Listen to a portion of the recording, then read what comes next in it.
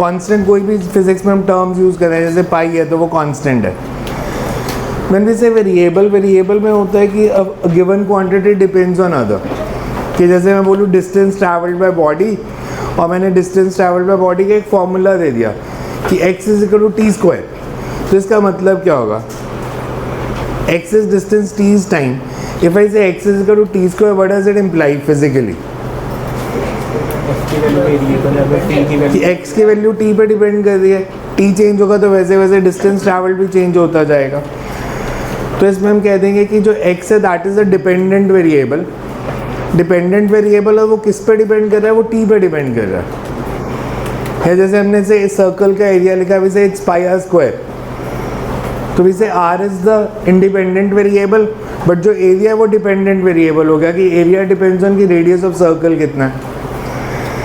Differentiation का use आएगा अगर मैं आपको दूसरे एक सर्कल है and I say that a body is moving in a circular path and its radius is increasing at a rate of 1 centimeter per second, how will the area vary? If radius of circle is increasing at a rate of 1 centimeter per second, how will the area change with time?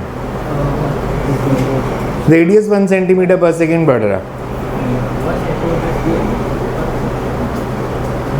Formula कैसे करोगे?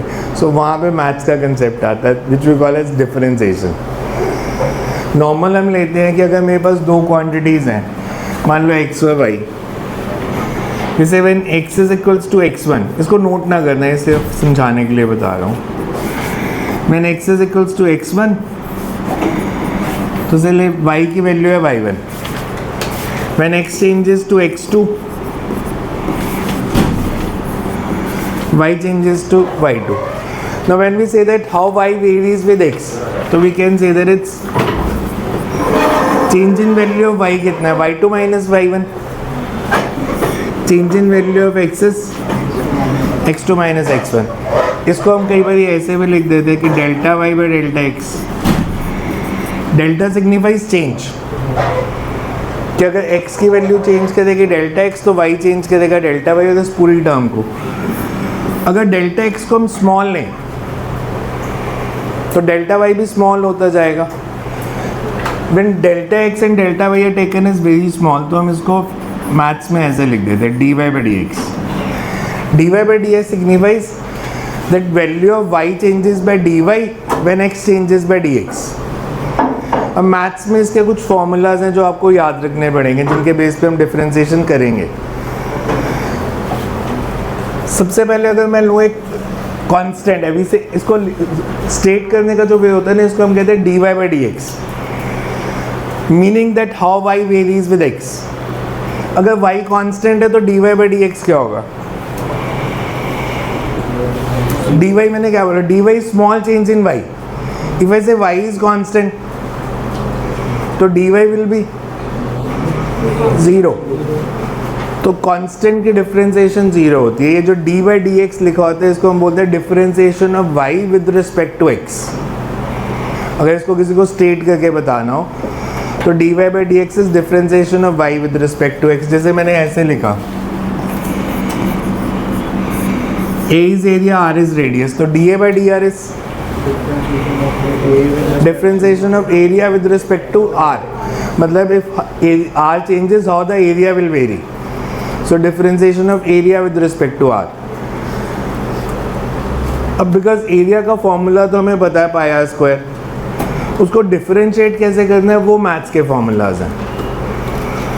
Mathematical tools एक बहुत बड़ा topic है वैसे तो, मैंने जैसे आपको बताया 12th क्लास में जो नॉन मेडिकल के उनको अराउंड 55 मार्क्स का पेपर आएगा सिर्फ इसी का ही, कैलकुलस मैथड जिसको हम बोलते हैं कि डिफरेंशिएशन और इंटीग्रेशन। हम फिज़िक्स में सिर्फ उतना पढ़ेंगे जितना हमें फ़िज़िक्स में आगे चाहिए होगा, बहुत ज़्यादा डीप में नहीं जाएंगे, वो मैथ्स का काम है सारा।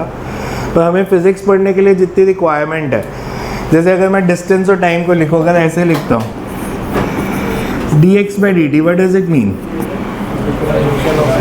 How distance varies with respect to time। अगर मैं dv by dt लिखूँ तो how velocity varies with time, and how velocity varies with time is also known as acceleration। How distance varies with time is velocity, तो dx by dt is velocity, dv by dt is acceleration। सो किसी भी चीज़ की variation जब note करनी है तो you have to differentiate it. बहुत fast नहीं करेंगे, आज 4 या 5 फार्मूलाज करेंगे, उसी के ही सम दे दूंगा घर में प्रैक्टिस करने के लिए, और मे भी 4 या 5 दिन लगा लेंगे ताकि हमारी काइनेमैटिक्स थोड़ी आराम से निकल जाए, बिकॉज ये वाला टॉपिक एक तो काइनेमैटिक्स में यूज़ होगा, फिर उसके बाद बीच में 3-4 चैप्टर्स में बिल्कुल यूज़ नहीं होना, फिर ये 5th यूनिट में जाके दोबारा यूज़ होगा, तो तब तक आप फिर भूल जाओगे। हाँ, बिकॉज अभी यूज़ करेंगे 8-10 दिन यूज़ करेंगे, उसके बाद 3-4 महीने बीच में यूज़ नहीं करेंगे तो फिर भूल जाता है, तो तब एक बार दोबारा से रिवाइज़ कर लेंगे कि जो हमने यूज़ करना है। 12th में इतनी मुश्किल नहीं आती, बिकॉज तब तो आप अच्छे से पढ़ोगे, बिकॉज RD शर्मा में मेरे ख्याल से डिफरेंशिएशन की 80 एक्सरसाइजेज हैं। हाँ, 80, तो 80 एक्सरसाइजेज हैं। अरे डिफरेंशिएशन का टॉपिक जो मैं कह रहा हूँ मैं आपको 3 दिन में करा दूंगा, मैथ्स के टीचर्स उसको 1.5 महीना लगाएंगे। सिर्फ डिफरेंशिएशन मैथ्स की बुक्स के अंदर मेरे ख्याल से कोई भी मैथ्स की अच्छी बुक लोगे, डिफरेंशिएशन या कैलकुलस जिसको हम बोलते हैं, डिफरेंशिएशन इंटीग्रेशन मिला के आपको बहुत मान के चलना कि मैथ्स के टीचर्स आपको इनके 3-4 हज़ार सम करा देंगे। 3-4 हज़ार 55 मार्क्स का आना है, मतलब कम थोड़ी होते हैं फाइनल एग्जाम में 55 मार्क्स का पेपर किसी टॉपिक में से आ रहा हो तो। हाँ, काइनेमैटिक्स देखना, काइनेमैटिक्स आप पढ़ते हो जितना मर्जी पढ़ लेना, जेईई मेंस में शायद एक क्वेश्चन आएगा, मोशन इन 1D 2D सब मिला के एक क्वेश्चन आना है। सबसे ज़्यादा क्वेश्चन किसका आता है? थर्मोडायनामिक्स 3, सबसे ज़्यादा इतने ही होते हैं फिजिक्स में। थर्मोडायनामिक्स 3 क्वेश्चन आएंगे थर्मोडायनामिक्स में से, उसको हम बोलते हैं बहुत इंपॉर्टेंट है। काइनेमैटिक्स तो कई बार ये होगा कि आप जैसे हमारा अभी तो मतलब 15% हुआ है काइनेमैटिक्स अभी हम पढ़ते जाएंगे, पर कई बार ये होगा कि इसमें से एक क्वेश्चन भी नहीं आया जेईई में या नीट में तो एक आ जाएगा, जेईई में कई बार ये होगा क्वेश्चन ही नहीं आएगा काइनेमैटिक्स का, बिकॉज हमारे 20 यूनिट हैं 11th और 12th मिला के। एडवांस की बात करें तो 17 क्वेश्चन आते हैं एक पेपर में, 17 और 18, तो 20 यूनिट में से 18 क्वेश्चन आने हैं। बीच में ऐसे यूनिट भी हैं जिनमें से 2 या 3 क्वेश्चन आएंगे, करंट इलेक्ट्रिसिटी में से 2-3 आ जाते हैं, थर्मोडायनामिक्स में से 2-3 आ जाते हैं, तो बहुत सारे ऐसे चैप्टर्स होंगे जिनमें कुछ नहीं आएगा। जेईई मेंस में 25, तो आप एवरेज देख लो क्या बनती है, 20 चैप्टर्स मिला के 25 क्वेश्चन आने हैं, तो एक चैप्टर में से 1.25 क्वेश्चन आएंगे। तो इसलिए ऐसे में, और फिर कई बार आपको लगेगा कि हमने इतना क्यों पढ़ा, बिकॉज आपने काइनेमैटिक्स पढ़ते हुए 1 महीना पता नहीं कितने न्यूमेरिकल सॉल्व कर दिए, और उन्होंने एक सिंपल क्वेश्चन दे दिया, बॉडी को ड्रॉप किया था 50 मीटर से, बताओ नीचे कितने टाइम में पहुंचेगी। वो आपकी किस्मत है, अब उन्होंने कौन सा क्वेश्चन दिया, किस चैप्टर का मुश्किल दिया, किसका आसान दिया, वो आपकी किस्मत पे हो जाएगा। तो इसलिए हमें वर्स्ट के लिए प्रिपेयर करना चाहिए, हमें ये एज्यूम करके चलना चाहिए कि वो सारे चैप्टर्स में से सारे मुश्किल क्वेश्चन ही देंगे, आसान आ गए तो आपकी किस्मत अच्छी है, और आएंगे आसान, 50% पेपर तो ईजी होता है। सो यू कैन राइट, पहले इसको लिखो, डिफरेंशिएशन हेडिंग डालो, differentiation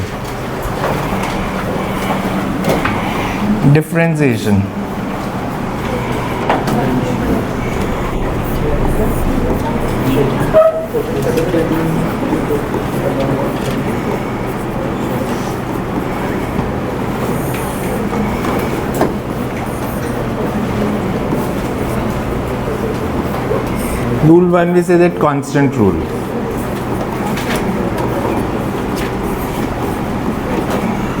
Constant rule is if you differentiate any quantity, so अगर कोई constant है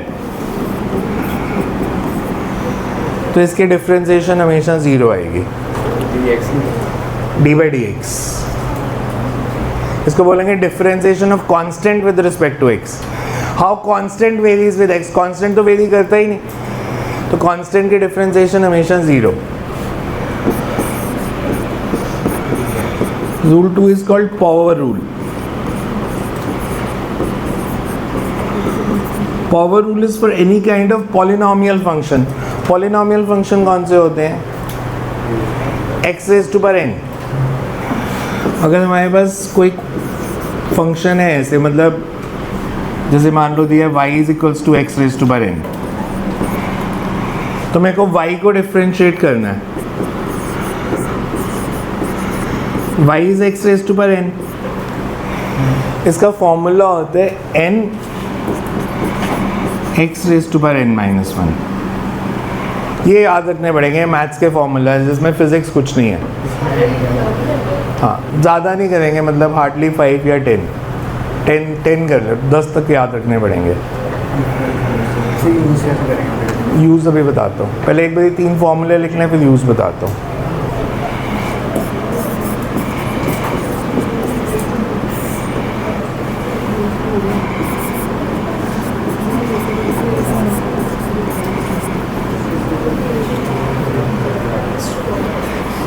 Sum rule is,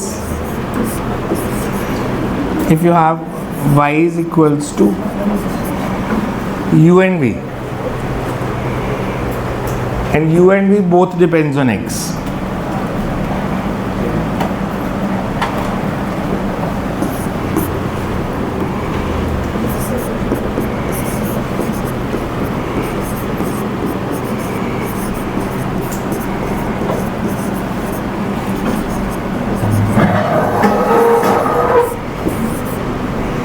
some rule मतलब अगर ये दो क्वांटिटीज़ हैं u प्लस v,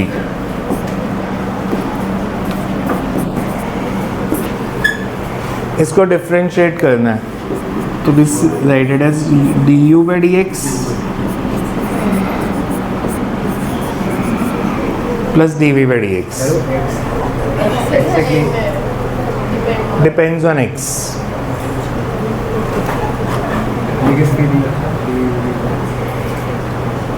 अभी बता रहा हूँ, अभी सिर्फ नोट कर लो, एक एक करके सबके एग्जाम्पल करेंगे।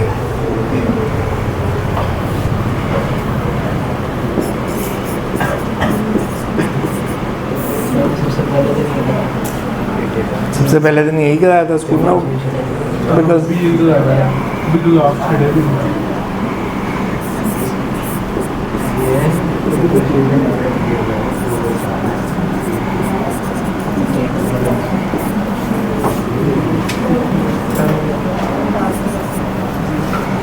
if you have some constant into x,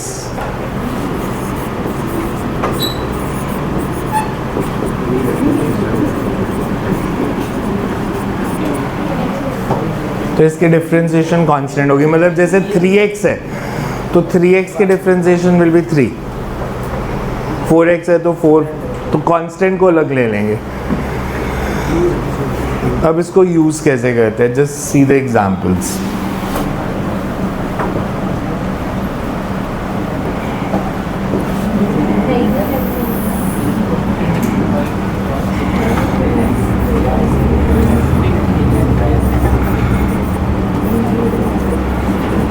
There is a polynomial function x raised to power 3, x raised to power n का फॉर्मूला क्या था, nx raised to power n minus 1, तो इसमें n की जगह क्या दिया 3, तो इसकी डिफरेंशिएशन क्या हो जाएगी 3x raised to power 3 minus 1, तो इट्स 3x स्क्वायर। अगर मैं बोलूँ 3x स्क्वायर को एक बार और डिफरेंशिएट कर दो, अगर सेकेंड सम यही दे दूँ मैं,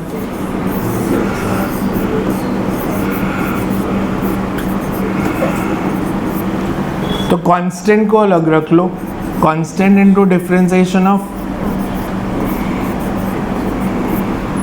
x raised to power 2,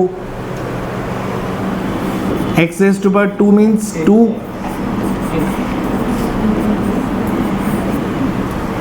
यही बनेगा x raised to power 2, nx raised to power n minus 1, so this will be 6x। 6x को एक बार और किया डिफरेंशिएट तो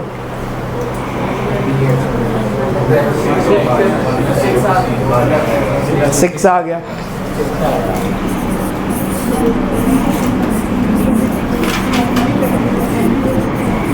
That means 6 into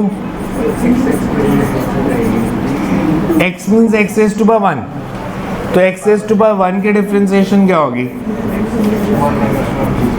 anything raised to power 0 is 1, so this will be 6। समझ आए कैसे किया? फर्स्ट और फोर्थ रूम में डिफरेंस क्या? कांस्टेंट से 0 है ये इसमें सब कांस्टेंट नहीं, वो नीचे वाला दूर लगा है, कांस्टेंट इनटू एक्स। तो कांस्टेंट अलग, एक्स को डिफरेंशिएट किया है, वो होता है सिर्फ कांस्टेंट ही है, साथ में एक्स नहीं है। जैसे अगर मैं 6 को डिफरेंशिएट करने के लिए बोलूँगा तो दिस विल बी 0। ये वाला केस है ना 6x हाँ 6x ये वाला केस है। 6 के डिफरेंशिएट करूँगा, 6 इज अ कांस्टेंट नंबर, 0 तो 6 के डिफरेंशिएशन 0। 6 के डिफरेंस कौन सा फॉर्मूला है? कांस्टेंट की differentiation 0। 6 is a constant number, तो कांस्टेंट की डिफरेंशिएशन 0। ध्यान से देख लो एक बार, समझ आया कि नहीं? सेकंड वाला ये वाला केस 3x को है, 3 तो कांस्टेंट है, उसको डिफरेंशिएट नहीं करना, उसको मल्टीप्लाई कर दो। तो x स्क्वायर की differentiation x raise to power 2, तो 2x rays to power 2 minus 1। मतलब जो कांस्टेंट होगा, कांस्टेंट को पहले ही अलग कर लेंगे, जो पॉलिनोमियल फंक्शन है उसको डिफरेंशिएट करना है। थर्ड में है 6x, तो 6 तो कांस्टेंट है, उसको बाहर ले आए। x रेज़ टू पावर 1, तो 1 x raise to power 1 minus 1, anything raise to power 0 is 1, तो ये 6 ही बचा सिर्फ, because x raise to power 0 is 1। इसको हम सीधा लिख सकते हैं किसको? डिफरेंशिएशन ऑफ 6x को 0 थोड़ी है, 6x की डिफरेंशिएशन 6 है, 6 की डिफरेंशिएशन 0 है।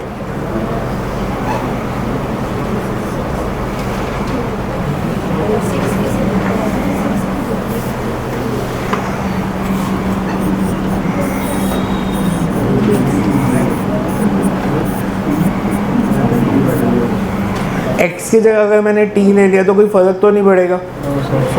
Differentiation of t raise to power 4 with respect to t, तो दिस विल बी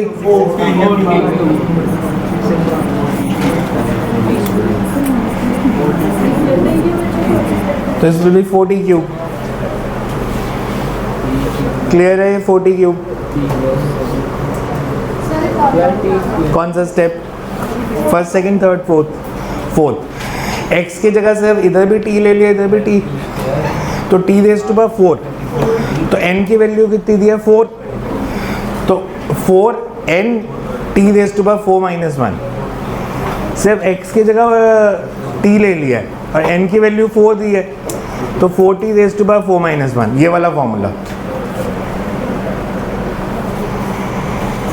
चलो फोर्थ केस में डिनोमिनेटर में dx होता तो फिर फर्स्ट का भी पड़ता ये पढ़ता, बिल्कुल पढ़ता। क्या होता? अभी रुक जाओ वहाँ पे। डिनोमिनेटर से भी dx अभी मैं सिर्फ ये कहता हूँ कि ऊपर x है, नीचे भी x है, ऊपर t है तो नीचे भी t है, और ऊपर x और नीचे t है, फिर ऐसे नहीं होगा, फिर वो आगे जाके आएगा। अब मान लेते हैं कि मैंने आपको दिया से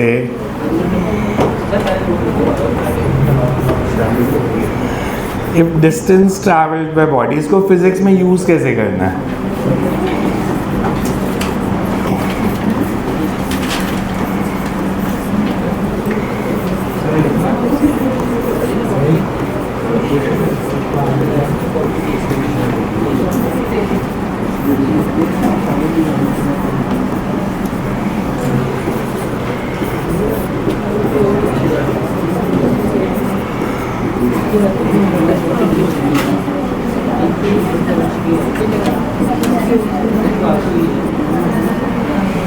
मैंने आपको एक दिया कि distance travelled by body as a function of time is t square plus 2t plus 1।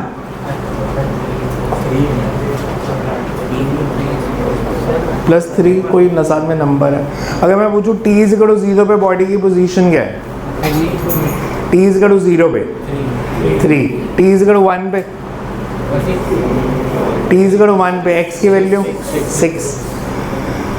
अब मैं आपसे पूछूं इसकी वेलोसिटी कितनी है t इज इक्वल टू 0 पे? इसकी velocity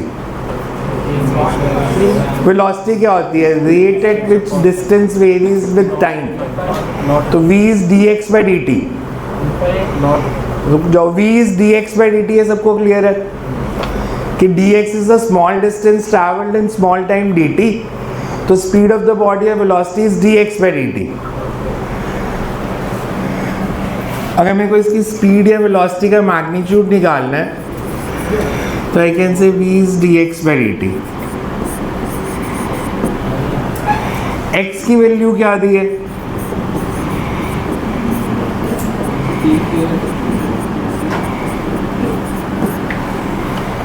T square plus 2t plus 3। कौन सा रूल लगेगा? Sum rule. सम रूल याद है क्या था?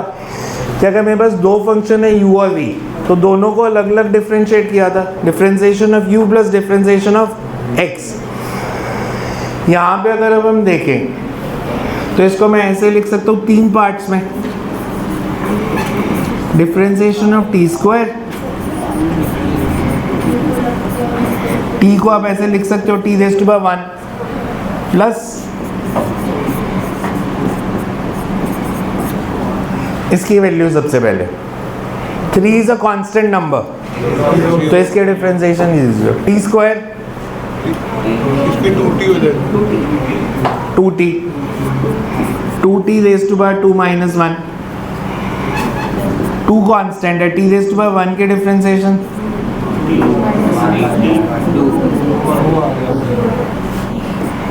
तो ये क्या आया? 2t plus 2। एक्सेलरेशन कितनी होगी?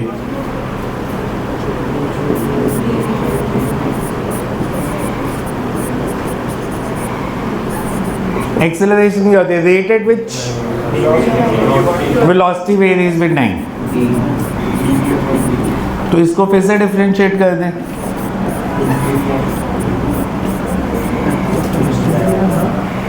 टू टी प्लस 2, 2t की डिफरेंशिएशन 2 और 2 की तो आंसर इज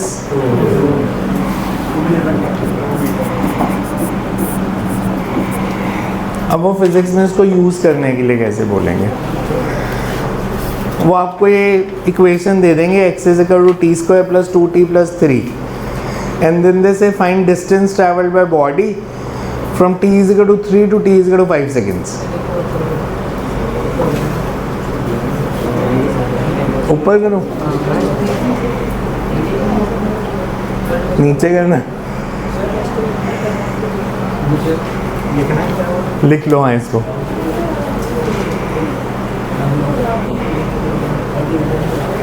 बिकॉज हमारा पर्पस डिफरेंशिएशन सीखना नहीं है, उसको फिजिक्स में कैसे यूज करना है वो सीखना है।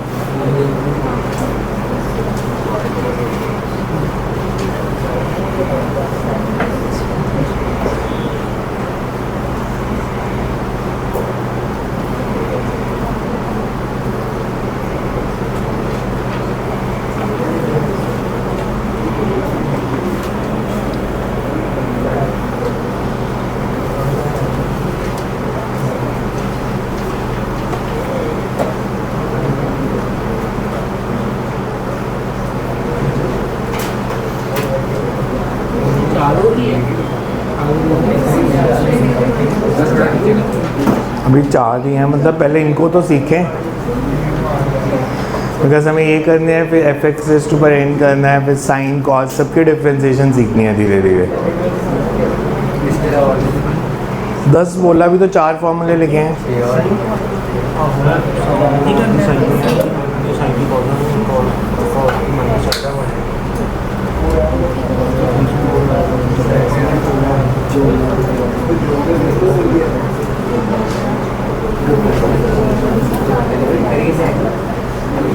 अच्छा अगर मैं इसी में ही आपसे पूछूं, ये कर लिया नोट? ये x दिया T square plus 2t plus 3। Find displacement of the body in first 1 second. 1 second में डिस्प्लेसमेंट कितनी होगी? t इज इक्वल टू 1 पे x की वैल्यू क्या है? 6। t इज इक्वल टू 0 पे क्या थी? तो वो 3 से 6 तक गया है, तो डिस्प्लेसमेंट कितनी हो गई? 3 मीटर। अगर मैं आपसे बोलूँ अब वेलोसिटी निकालो, बड़ा टाइम इंटरवल दिया कोई से t इज इक्वल टू 0 पे x की वैल्यू कितनी है? कैसे 3? यहाँ से कैसे पता चला तेरे को t इज इक्वल टू 0 पे x 3 है? नहीं पता चला ना, फिर सिर क्यों हिला रहा है?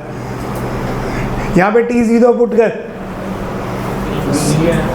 3 आएगा ना, तो फिर 1 पुट करो, तो 3 से 6 गए, कितनी डिस्प्लेसमेंट हुई? 3 हुई, पक्का सोच ले।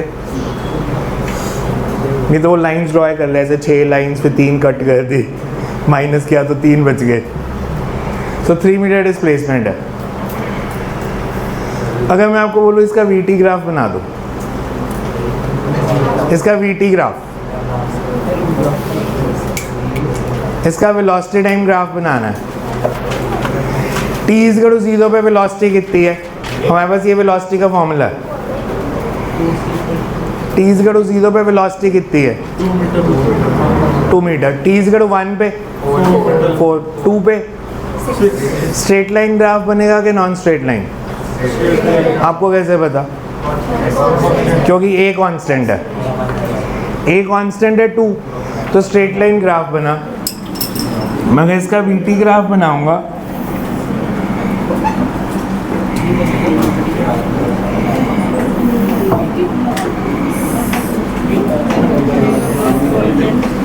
तो वो ऐसे बनेगा, t इज इक्वल टू 0 पे वेलोसिटी इज 2। अच्छा, t इज इक्वल टू 5 पे वेलोसिटी कितनी होगी?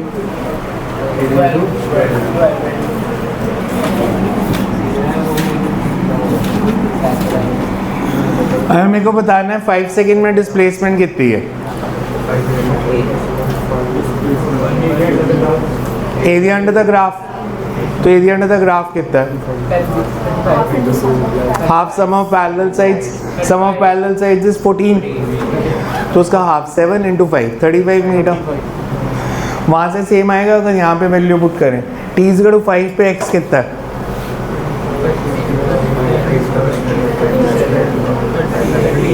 38, और 0 पे कितना था?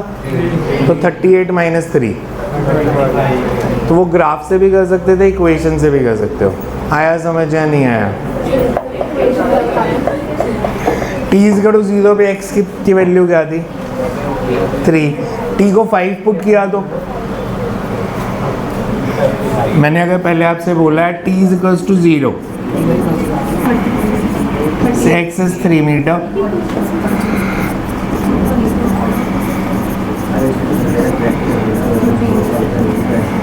तो displacement is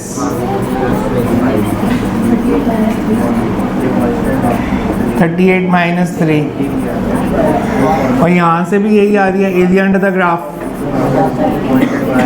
half sum of opposite sides,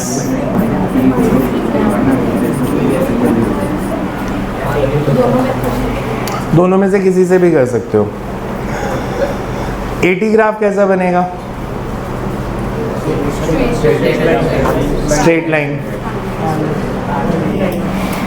तो इसका एटी ग्राफ जो बनेगा that would be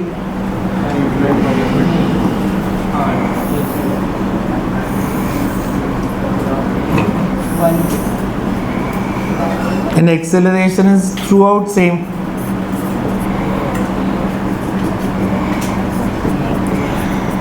t is equals to 0 पे भी acceleration 2 है, t is equals to 5 पे भी 2 है।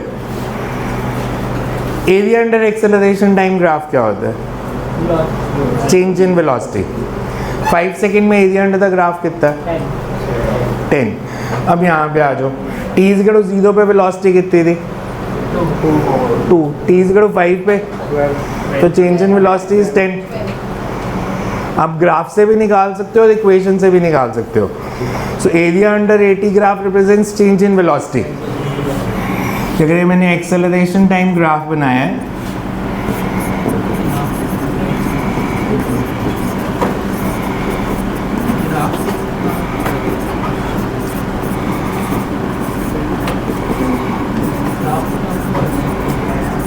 so we say v minus u is equals to 10. Clear है यहाँ तक कि फिजिक्स में डिफरेंशिएशन को कैसे यूज़ करना है? कि अगर आपको x की वैल्यू दी है तो तो आप वेलोसिटी और एक्सेलरेशन निकाल सकते हो डिफरेंशिएट करके। नीचे या ऊपर? नीचे मतलब इस सबको नीचे लेके आऊँ या इस सबको ऊपर लेके जाऊँ?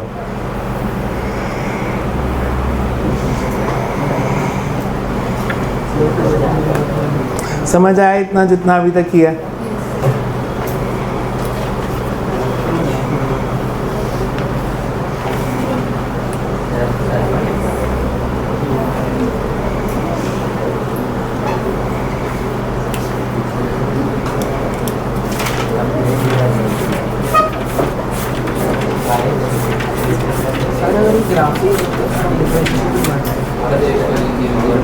डिफरेंशिएशन क्यों बढ़ रहे हैं? और मैं सिंपल करा रहा हूँ, अभी कम्प्लेक्स आएंगे तो वो ग्राफ स्ट्रेट लाइन नहीं बनेंगे। स्ट्रेट लाइन ग्राफ में तो हो जाएगा, ग्राफ स्ट्रेट लाइन नहीं है तो नहीं होगा। फिर एरिया अंडर द ग्राफ नहीं निकाल सकते ना। अगर स्ट्रेट लाइन ग्राफ है फिर तो आसान है, आप area under the graph, trapezium, triangle, rectangle, इनके एरिया निकालने हैं।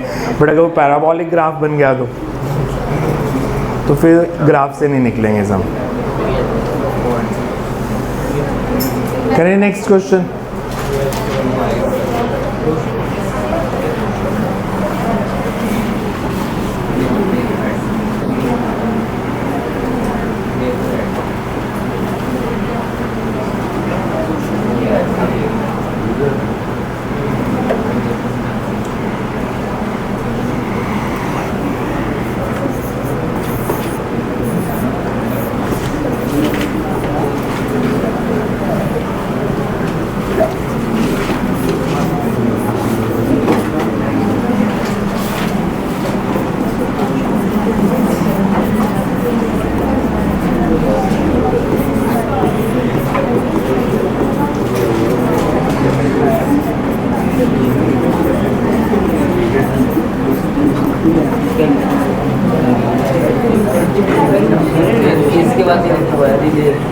Is relation between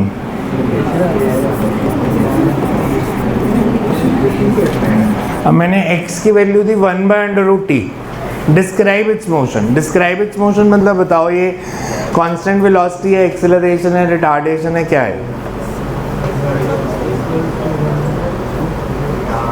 increasing acceleration है, डिक्रीजिंग एक्सेलरेशन है, इंक्रीजिंग रिटार्डेशन, डिक्रीजिंग रिटार्डेशन, क्या है ये? सबसे पहले तो इसे डिफरेंशिएट कर दो। Differentiation of x is velocity. तो अगर मेरे को वेलोसिटी देखनी है पहले वेलोसिटी का फॉर्मूला बनाना पड़ेगा। अभी तो डिस्टेंस का फॉर्मूला है हमारे पास। अगर मैं इसको डिफरेंशिएट कर दूंगा dx/dt कर दूंगा तो that will give you velocity. अगर मेरे को इसकी वेलोसिटी बतानी है तो इसे velocity is dx/dt। x is, इसको मैं ऐसे लिख सकता हूँ, n की वैल्यू -½ n की वैल्यू -½ है तो डिफरेंशिएशन क्या होगी? x raise to power n का फॉर्मूला क्या था? nx raise to power n-1। n की जगह -½ है तो क्या बनेगी इसके डिफरेंशिएशन? -½ -1। तो इसको मैं ऐसे लिख सकता हूँ -½ t raise to power 3/2। What about acceleration? एक बार ये और डिफरेंशिएट कर दें। अच्छा पहले ये बताओ टाइम के साथ वेलोसिटी बढ़ेगी कम हो जाएगी? टाइम बढ़ेगा तो वेलोसिटी का मैग्नीट्यूड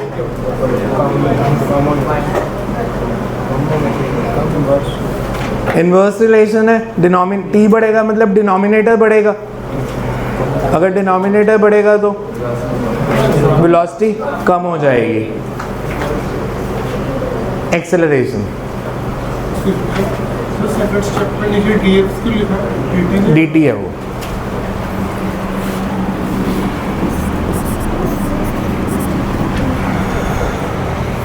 एक्सेलरेशन एक बार ही और डिफरेंशिएट करो वेलोसिटी को। Acceleration is differentiation of velocity.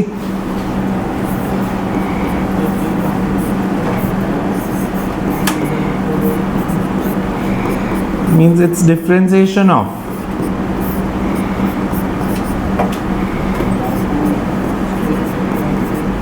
इसको डिफरेंशिएट करना है, ठीक है। ये स्टेप माइनस हाफ तो कांस्टेंट है, you have to differentiate t raise to power -3/2 t raise to power -3/2 की एक्सेलरेशन, इसके डिफरेंशिएशन क्या होगी? -3/2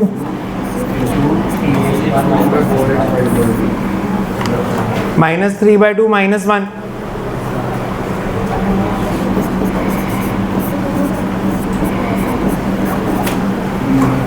यही एक्सेलरेशन आई। टाइम बढ़ेगा तो एक्सेलरेशन बढ़ेगी कम हो जाएगी? एक्सेलरेशन बढ़ेगी या कम होगी?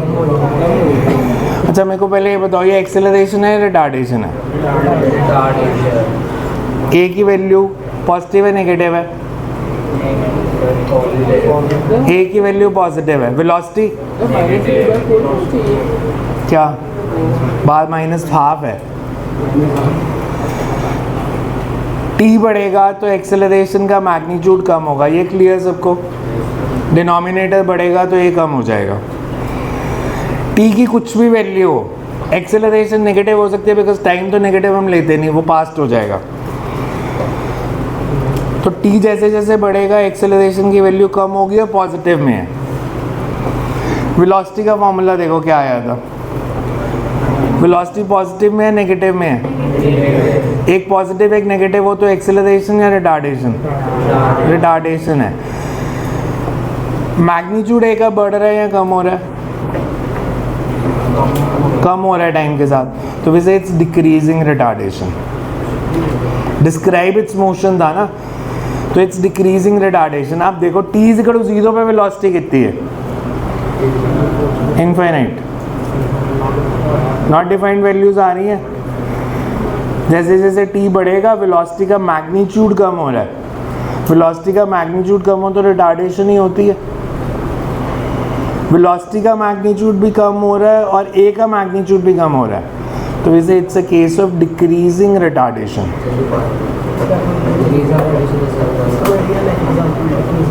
डिक्रीजिंग रिटार्डेशन का रियल लाइफ एग्जांपल कौन बता सकता है? आप जब एक्टिवा को ब्रेक लगाते हो, एक्टिवा पे आए हो, एक्टिवा को आपने ब्रेक लगाई, एक्सेलरेशन है रिटार्डेशन है? एक बार बहुत ज़ोर से ब्रेक लगाई फिर धीरे धीरे पैर ऊपर करना शुरू कर दिया। एक्टिवा में वो हैंड ब्रेक होती है, एक बार अच्छे से दबाया फिर उसको धीरे धीरे छोड़ना शुरू कर दिया, तो ब्रेकिंग पावर बढ़ रही है कम हो रही है? तो रिटार्डेशन। ब्रेक तो लगाई हुई है, कम लगाई थोड़ी सी, तो मतलब डिक्रीजिंग रिटार्डेशन। पहले आपकी वेलोसिटी जल्दी जल्दी कम हो रही थी जब ब्रेक को ज़्यादा प्रेस किया था, तो ब्रेक को थोड़ा कम प्रेस किया, वेलोसिटी कम तो हो रही है पर अब धीरे धीरे कम हो रही है, तो दैट्स डिक्रीजिंग रिटार्डेशन। अगर आप एक फिक्स दबा के रखोगे तो वैसे इट्स अ कांस्टेंट रिटार्डेशन। एक बार पहले जोर से दबा दो फिर उसको धीरे धीरे रिलीज करते जाओ, तो that's a case of decreasing retardation. और सिमिलरली इंक्रीजिंग एक्सेलरेशन का, एक्टिवा की इंक्रीजिंग एक्सेलरेशन कैसे? एक्सेलरेट करने के लिए क्या यूज़ करते हो? नॉब। तो उसको पहले थोड़ा सा घुमाओ, और ज़्यादा घुमा दो, इंक्रीजिंग एक्सेलरेशन। ब्रेक लगाओगे तो रिटार्डेशन, नॉब टर्न करोगे तो एक्सेलरेशन। क्लियर है यहाँ तक?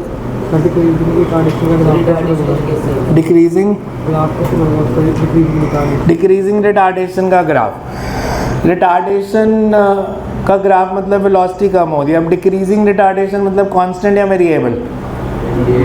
वेरिएबल। डिक्रीजिंग तो स्लोप बढ़नी चाहिए कम होनी चाहिए? तो रिटार्डेशन का ग्राफ और स्लोप कम होनी चाहिए, तो स्लोप कम कैसे करते हैं हम? नेगेटिव स्लोप और कम होनी चाहिए, negative slope and it should decrease.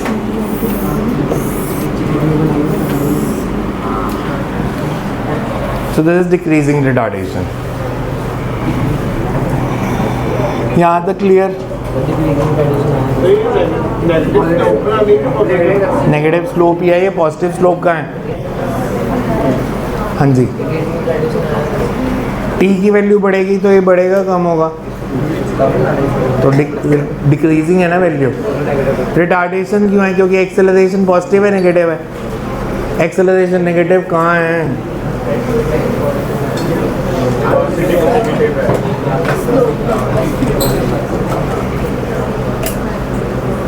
ये पॉजिटिव है नेगेटिव है? ये पॉजिटिव है नेगेटिव है? एक पॉजिटिव एक नेगेटिव हो तो एक्सेलरेशन होती है, रिटार्डेशन होती है, तो रिटार्डेशन है। और टी बढ़ेगा तो मैग्नीट्यूड कम होगा।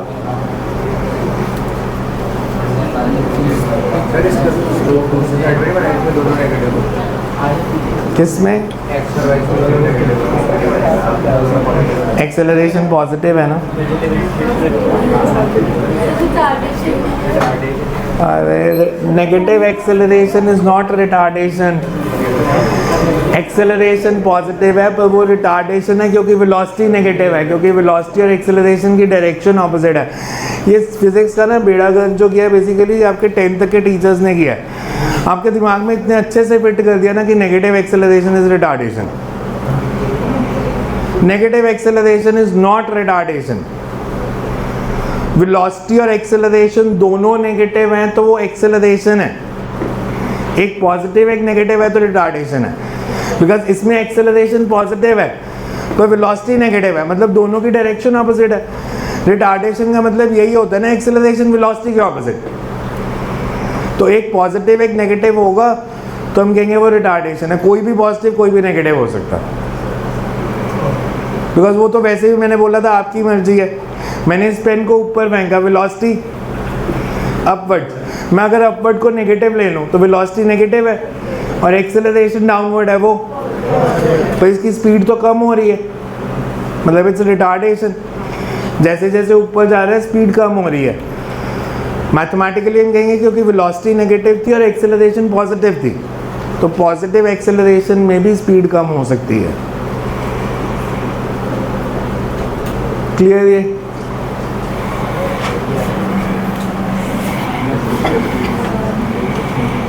हमने कौन कौन से फॉर्मूले लिखे थे?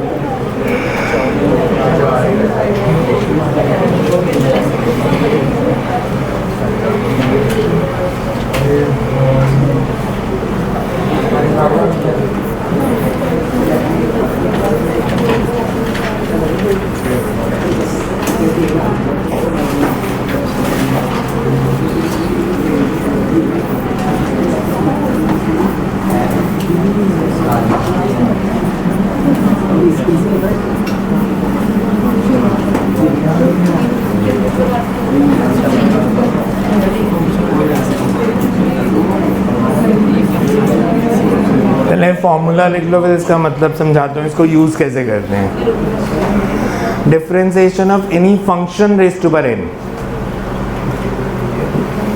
तो n f x raise to power n minus 1 into differentiation of f x।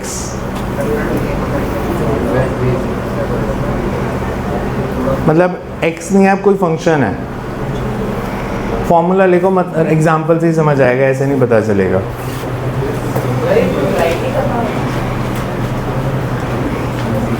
Maths के टीचर अगर कोई आपको बहुत अच्छा मिल जाएगा तो शायद करा दें, अदरवाइज वो भी बोलेंगे रट लो। बिकॉज इसके डिफरेंशिएशन करने के लिए पहले एक और चैप्टर आता है, लिमिट्स एंड कंटिन्यूटी। तो वो लिमिट्स एंड कंटिन्यूटी करके फिर इसके डिफरेंशिएशन के फॉर्मूला ड्राइव हो सकते हैं।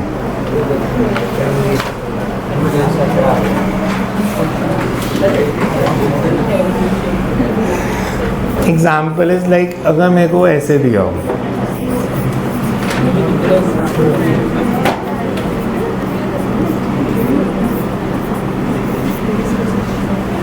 मतलब x raise to power n की जगह x square plus 1 raise to power n, तो fx की जगह कौन सी वैल्यू दी है?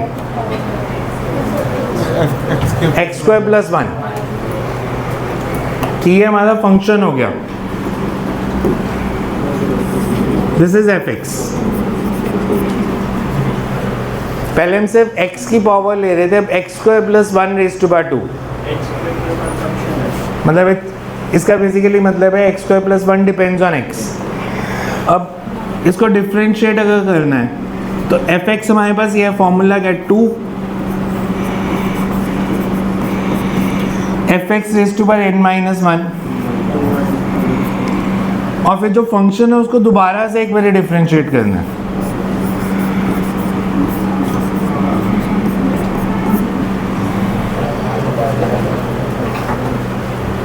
n fx raise to power n minus 1 into differentiation of fx। ये क्या आएगा सॉल्व करके, और x स्क्वायर प्लस 1 के डिफरेंशिएशन, x स्क्वायर के डिफरेंशिएशन 2x, 1 के डिफरेंशिएशन सम रूल तो यहाँ लगेगा ना, यहाँ तो प्रोडक्ट है मतलब स्क्वायर है इसका, सम तो बाद में है ना, सम रूल तो इसके लिए लगना है ना। ये तो fx raise to power n का फॉर्मूला लगेगा, फंक्शन है क्योंकि वो ऐसा नहीं, इसको मतलब स्क्वायर तो वैसे भी कर सकते थे, आप इसको ऐसे भी कर सकते हो। X square plus 1 whole square क्या होता है, x raise to power 4 plus, इसको डिफरेंशिएट करो क्या आएगा, x4 4x cube, x raise to power 4 को डिफरेंशिएट करोगे तो 4, 1 के डिफरेंशिएशन 2x स्क्वायर, 2 तो कांस्टेंट है,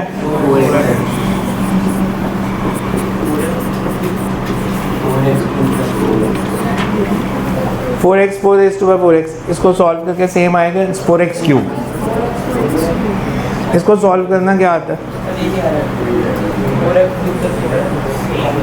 सेम ही आएगा। इसको ओपन कर दो ब्रैकेट को सारे,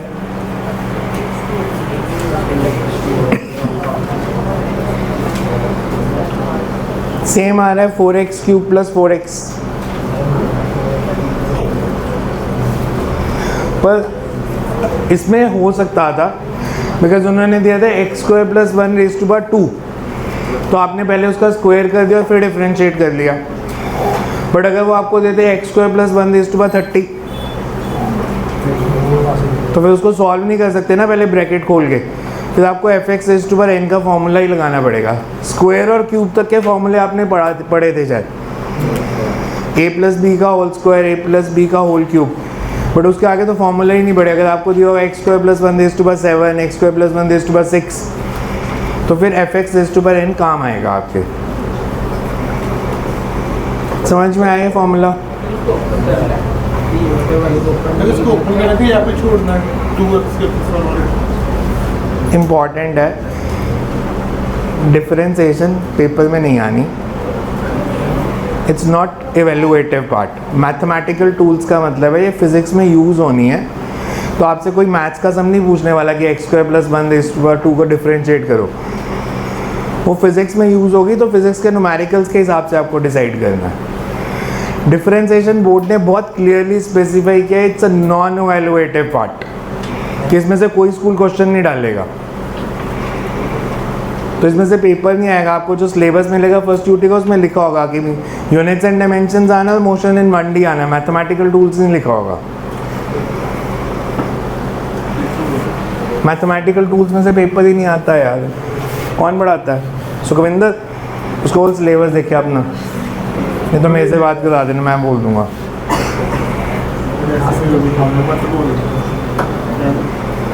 डरते नहीं है स्कूल टीचर से इतना।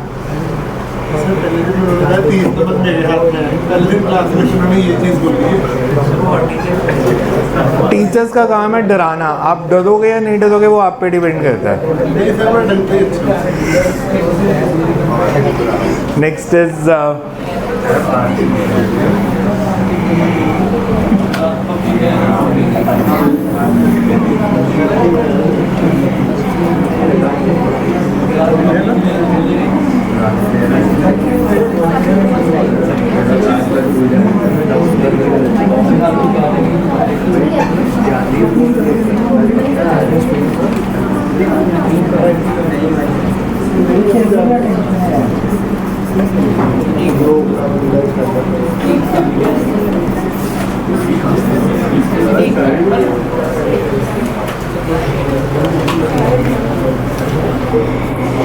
if y is x square plus x plus 1 by under root x find dy by dx।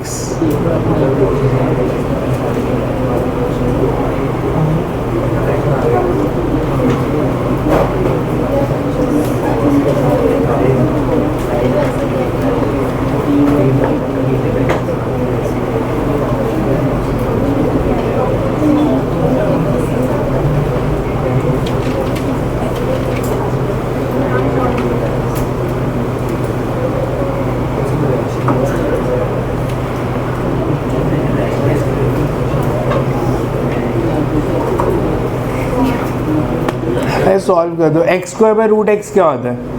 X raise to power 3/2 x by root x, x raise to power half 1/√x, x raise to power minus. आप इसको split कर दो ना 3 parts में। आप इसको ऐसे लिख सकते हो, y हमारे को दिया है तो मैं इसको ऐसे लिख सकता हूँ, it's X square by root x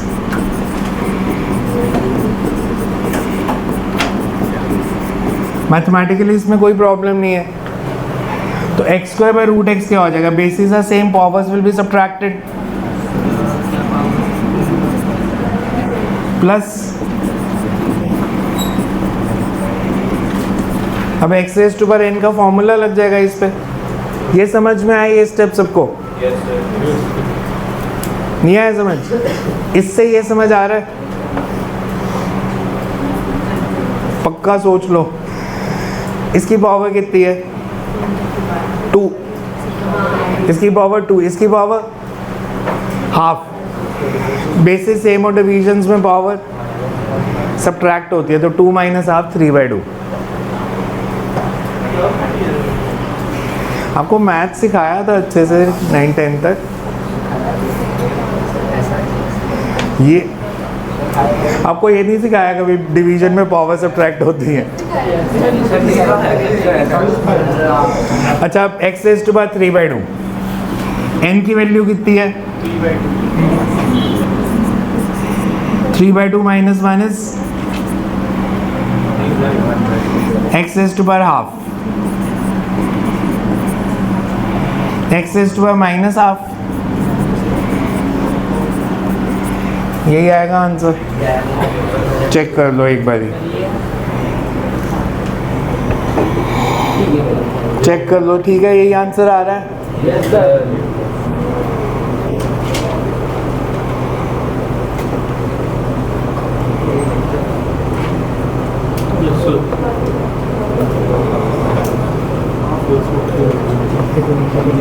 क्या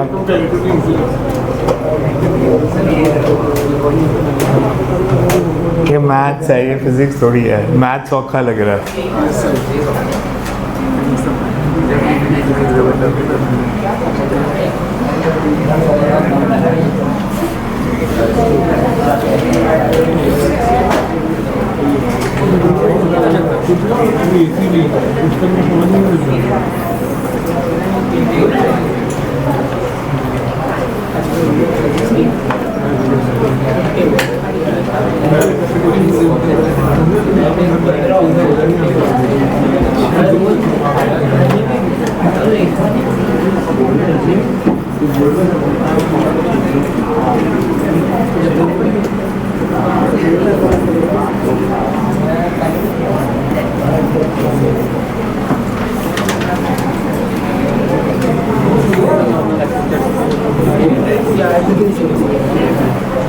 ध्यान से देखना क्वेश्चन।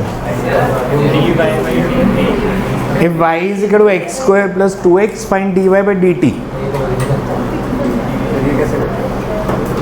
Cannot be found.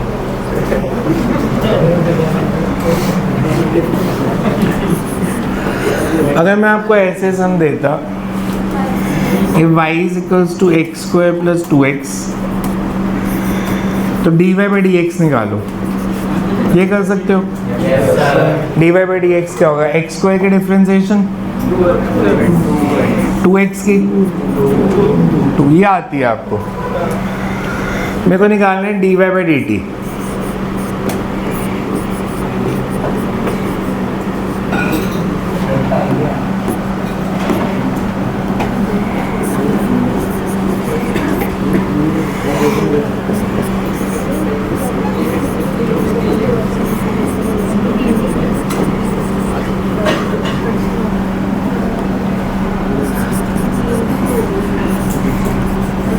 मैं इसको ऐसे लिखूँ तो कोई प्रॉब्लम तो नहीं है? dx से मल्टीप्लाई कर दिया, dx से डिवाइड कर सकते हो मैथ्स में कभी भी ऐसे इंटरचेंज कर दो, तो क्या बनेगा?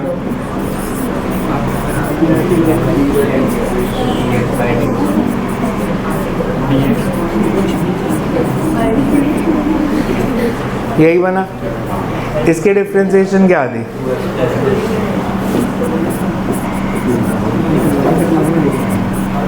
ये आंसर आ गया। तो एक मैथ्स की ट्रिक यूज कर ली बस कि dx से मल्टीप्लाई dx से डिवाइड करके फिर उन्हें स्वैप कर दिया इधर। फाइनल आंसर यही है 2x plus 2 into d x by d t. 2x plus 2 into d x by d t, क्योंकि y as a function of x दिया है, y as a function of t नहीं दिया। आप अगर x है तो उसको विद रिस्पेक्ट टू x से डिफरेंशिएट कर सकते हो, विद रिस्पेक्ट टू t नहीं कर सकते। हाँ ये फाइनल आंसर है।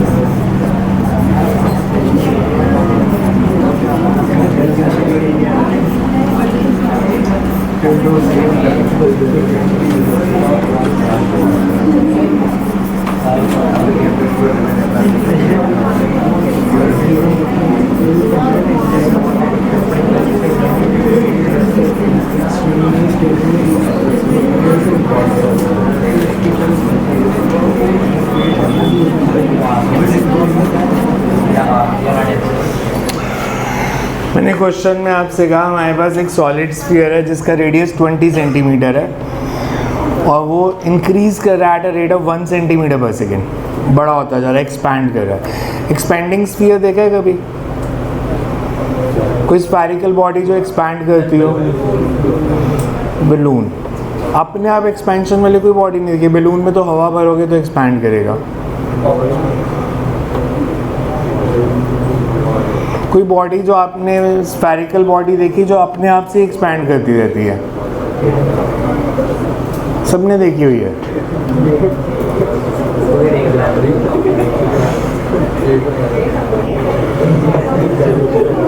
बचपन में कभी एक वो मशीन लेके आए थे अपने घर में जिसमें सोप बबल्स बनाते हैं, बबल्स वाली मशीन।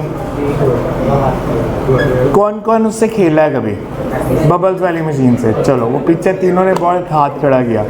मेरे को बताना, जब आप बबल बनाते हो तो उस बबल का पाथ फॉलोड क्या होता है? वो पहले नीचे जाता है फिर ऊपर जाता है या पहले ऊपर जाता है फिर नीचे आता है?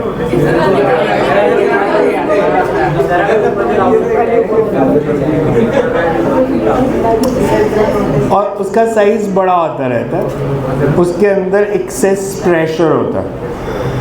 मतलब जो बाहर एयर का प्रेशर है वो कम है, उसके अंदर एयर का प्रेशर ज़्यादा है। उसका हम फॉर्मूला भी ड्राइव करेंगे +1 में कि उसके अंदर प्रेशर कितना ज़्यादा होता है। बिकॉज अंदर प्रेशर ज़्यादा और बाहर कम है, वो एक्सपैंड करेगा। आपने जब बबल बनाया तो आपने कुछ मास यूज़ किया सोप सोल्यूशन का। अब जब वो एक्सपैंड करेगा तो उस पर जो बॉइंट फोर्स लगेगी एयर के कारण, बॉइंट फोर्स पता है क्या आती? Up thrust. जब वो एक्सपैंड करेगा तो बॉइंट फोर्स बढ़ेगी या कम होगी? बॉइंट फोर्स होती क्या है? Formula volume of the body into density of air into G. तो जब वो एक्सपैंड कर रहा है उसका वॉल्यूम बड़ा हो रहा है, वॉल्यूम बड़ा होगा तो अप थ्रस्ट बढ़ेगी। Downward force is weight of the soap solution, वो चेंज नहीं हो रहा। डाउनवर्ड फोर्स उतनी अपवर्ड फोर्स बढ़नी शुरू हो गई, तो नेट फोर्स किस डायरेक्शन में बढ़ रही है? अपवर्ड। जब आप बबल बनाते हो तो अपथ्रस्ट कम होती है, वो पहले नीचे जाता है, फिर एक स्टेज आएगी जब अपवर्ड फोर्स ज़्यादा होगी, फिर वो ऊपर जाएगा, तब तक ऊपर जाता रहेगा जब तक बर्स्ट नहीं हो जाता। नीचे गिरता है जब वो फूट जाता है। जाना मॉडर्न वो मोड़ पे खड़ा होता है जहाँ वो चाट वाली दुकान है, रात को चले जाना, देखना उसके पास खरीदना है, मत खड़े होकर देखते रहना कि बबल का पाथ क्या होता है।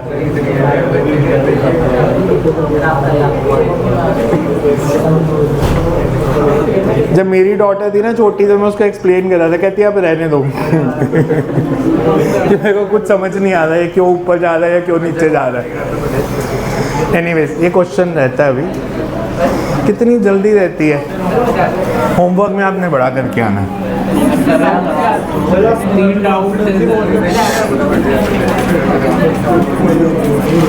ये वॉल्यूम का फॉर्मूला है। मैंने आपसे क्या बोला, निकालना है rate at which volume increases, मतलब dv by dt, how the volume changes with time.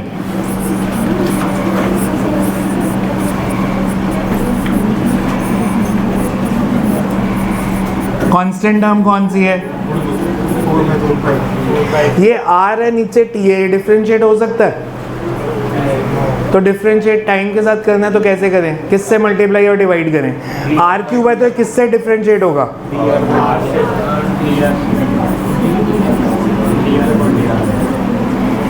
अब अगर मैं चेंज करूं इसको, 4/3 पाई तो कांस्टेंट है, डिफरेंशिएशन ऑफ r³ इनटू, यही बना फॉर्मूला।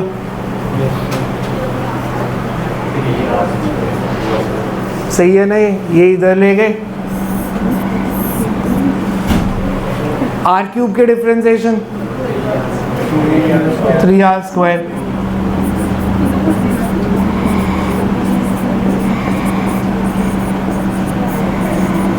अब क्वेश्चन में देखो हमें क्या दिया था, sphere is expanding at a rate of 1 centimetre पर सेकेंड। वो किसकी वैल्यू दी है? dr/dt, rate at which radius is changing. और रेडियस कितना दिया है? तो r की वैल्यू दी है 20, dr/dt की 1, वहां से dv/dt आ जाएगा। बिकॉज हमें क्वेश्चन देखो ना, क्वेश्चन में क्या दिया था, radius of a sphere increases at a rate of 1 centimetre पर सेकेंड। मतलब ये जो वैल्यू है, दिस इज बेसिकली dr/dt।